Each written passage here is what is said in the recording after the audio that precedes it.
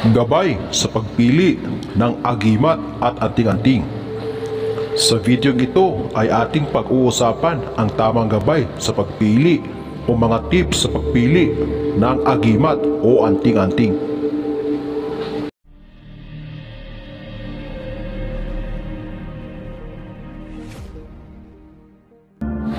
Sa mga bago pa at hindi pa nakapili ng kanilang gusto, ay ito lamang ang aking maipapayo.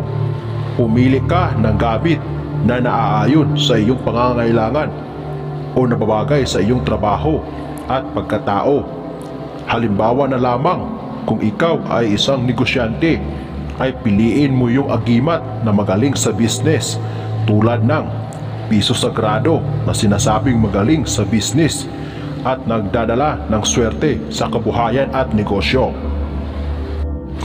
Pwede rin gumamit ng mga mutya tulad ng mutya ng langka dahil ito ay magaling sa business dahil sa taglay nitong birtud na dadagsain ng customer ang iyong tindahan o negosyo dahil sa bango nitong dala sa mamimili. Pwede rin gumamit ng bulaklak ng salay o tanglad, mutya ng kalamansi at marami pang iba. Siguruhin lamang na wala kang gamit o agimat na kumukontra sa iyong mutya o gamit sa business tulad ng pangil na kidlat.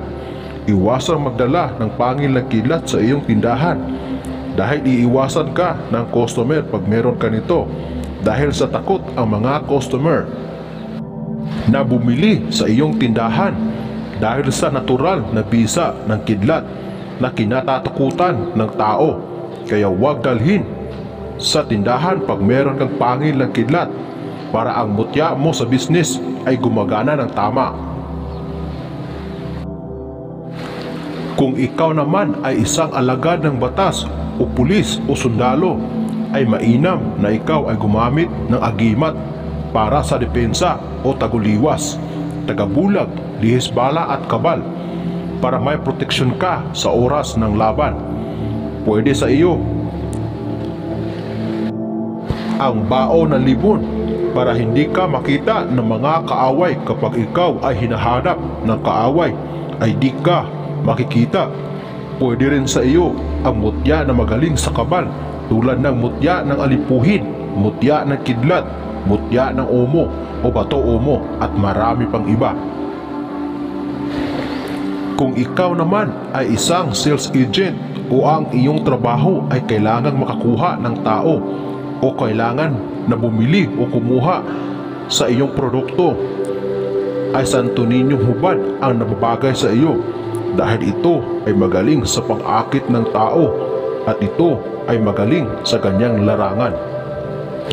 At ito rin ay magaling sa panggagayuma at pampagaan ng kalooban ng tao.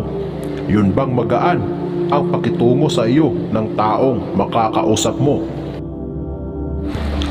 Kung ikaw ay isang manggagamot o tinatawag nating faith healer, ay maging sila man ay merong mga gamit o agimat na ginagamit para hindi mabalikan ang kanilang mga ginagamot na pasyente. Kadalasan ang Roma Trespico at Infinito Dios ang kanilang ginagamit dahil sa galing na mayroon ito. Kung ikaw naman ay mahilig sa pangontra dahil meron kang mga anak na laging nagkakasakit, pwede ka gumamit ng mga kalmen o mga pangontra na gamit para makaiwas sa masamang elemento o espiritu, pati mga buyag-buyag kung tawagin sa Bisaya. Kung ikaw naman ay may mga magulang na mag-aanting, ay madali na lamang ang pagpili mo ng gamit dahil sila na ang maggagabay sa iyo sa tamang pagpili ng mga gagamitin mo na naaangkop sa iyong pangangailangan at pwede ka rin makamana o makasunod sa kanilang gamit. Pag minana mo ang isang gamit, ito ay lubos na mabisa dahil ito ay kanila nang pinalakas sa mahabang panahon ng pagdidibusyon.